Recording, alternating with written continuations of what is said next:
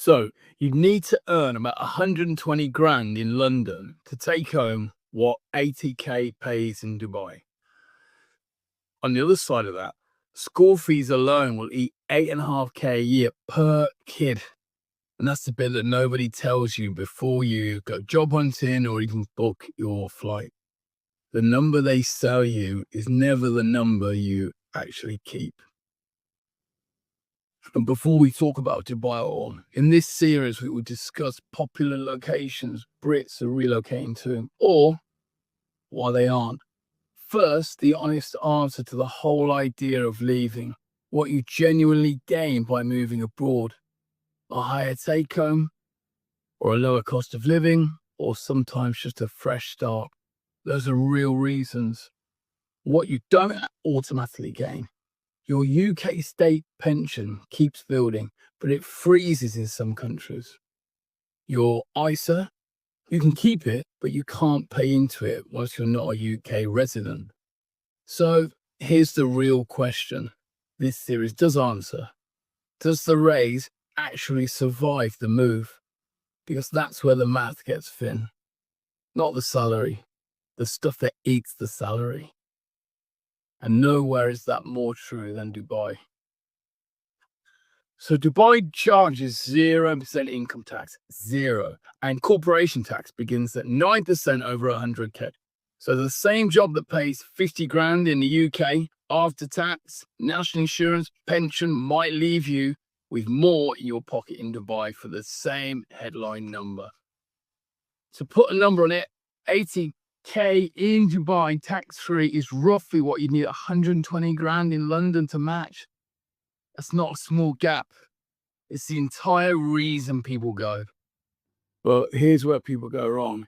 Because Dubai is quite expensive. I mean, the tax you don't pay, you can pay back in rent and lifestyle.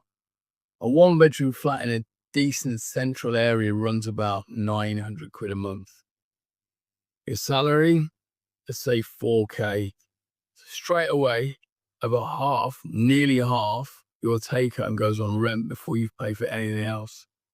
And the salaries aren't always 80 grand. Plenty of people that earn over 40 or 50 grand a year and find out the tax-free bit doesn't go as far as the brochure promised. Now, you can just show up, although I would choose one of the following. A visa, and there are basically 4 routes. 1, the employment visa. A company sponsors you. They pay the fees, usually a few thousand dirham, and you're tied to that employer.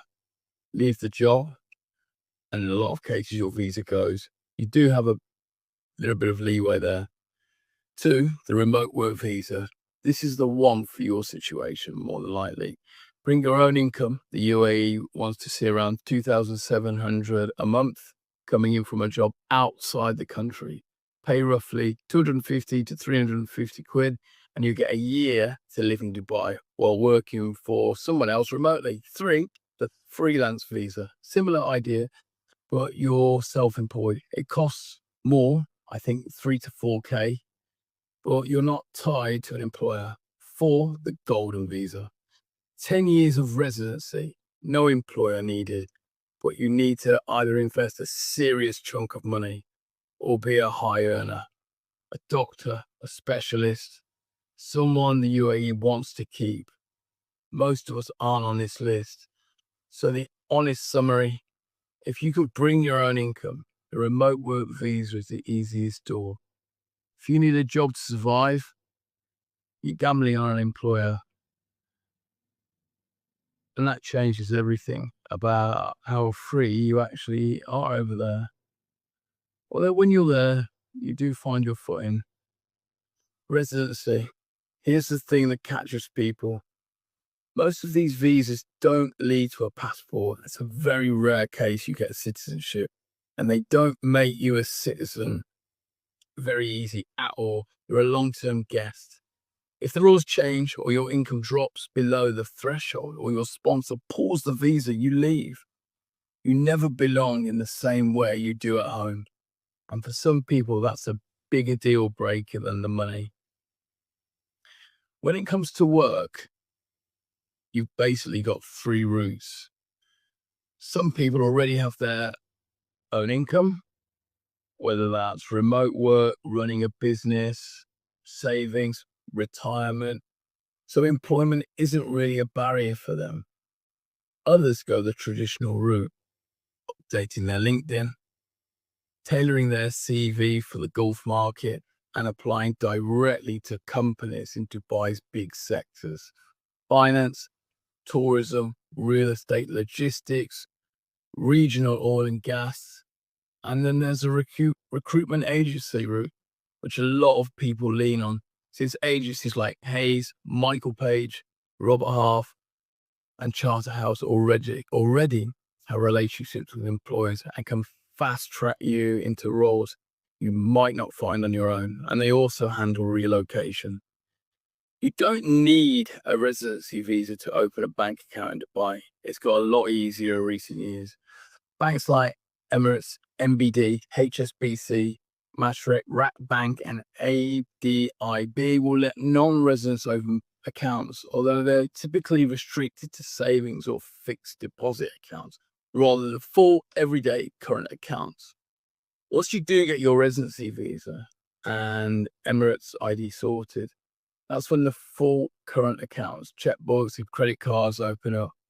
And digital banks like Weo or Live can get you set up within hours instead of the 3 to 7 days you'd wait with a traditional bank.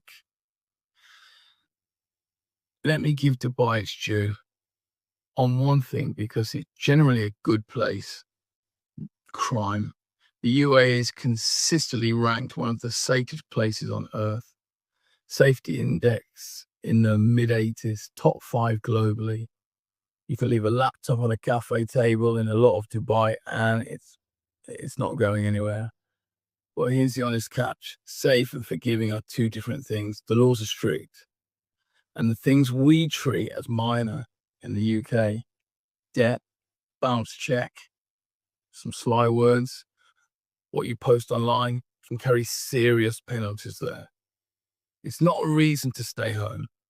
It's a reason to actually learn the rules before you land, not after.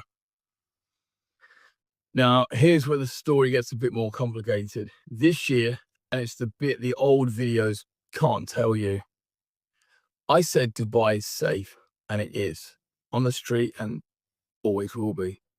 But for years, Dubai sold the idea that you weren't really in the Middle East, that the skyscrapers made it immune to what was happening around it. That got tested in February when the war with Iran started, and Dubai didn't stay immune. Missiles and drones reached the city. The airport was hit with an extreme amount of disruption. People became very nervous. Now, here's where it stands today as making this video, because this part, obviously, it moves fast. Conflict is still ongoing. How long for, we do not know. Hopefully, it calms down.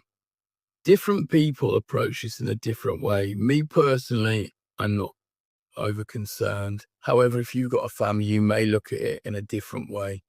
Here's what it did to the numbers. Now, this is did. Things have changed.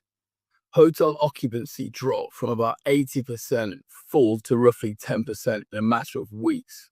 Wealthier expats, the ones with the option to leave, started leaving. Property deals were paused and real estate prices tumbled a little bit.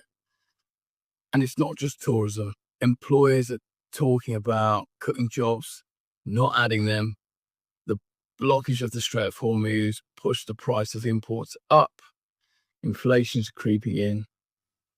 Analysts are predicting the economy shrinks this year, the first time that's happened since COVID. Even Dubai asked the US for a currency swap line, just as a backstop. They'll tell you that's confidence, not distress. Make of that what you will. Now, it is summer, and most people escape Dubai in the summer, regardless of a war. However, here's the honest timeline. Oxford Economics reckon international visitors won't be back to 2025 levels until 2028, not next year, 2028. And here's what Dubai is doing about it. Because this tells you how much it matters. One, they've relaxed the tax residency rules, so wealthy people who left can stay away long without losing their tax status. Two, a relief package worth around $680 million for hotels, restaurants, and some private schools. Three, they're paying residents to bring tourists back with a perks package worth around $800. Four, the golden visas still flowing, 66,000 issues in the first half of this year alone. So what does this mean for you? It means the math on Dubai now has a new line item risk. It was never really zero, but for a long time it was priced at zero. Now it isn't. The tax savings still real. The salary gap's still real, but the safe haven part of the pitch has a question mark next to it that it didn't have in 2024. Doesn't mean don't go. It means go with your eyes open and stop treating Dubai as a one-way door. If this is home, let me know in the comments. Are you leaving for the money, the cost of living, or just want a fresh start? The why is the whole game, and subscribe for more of these.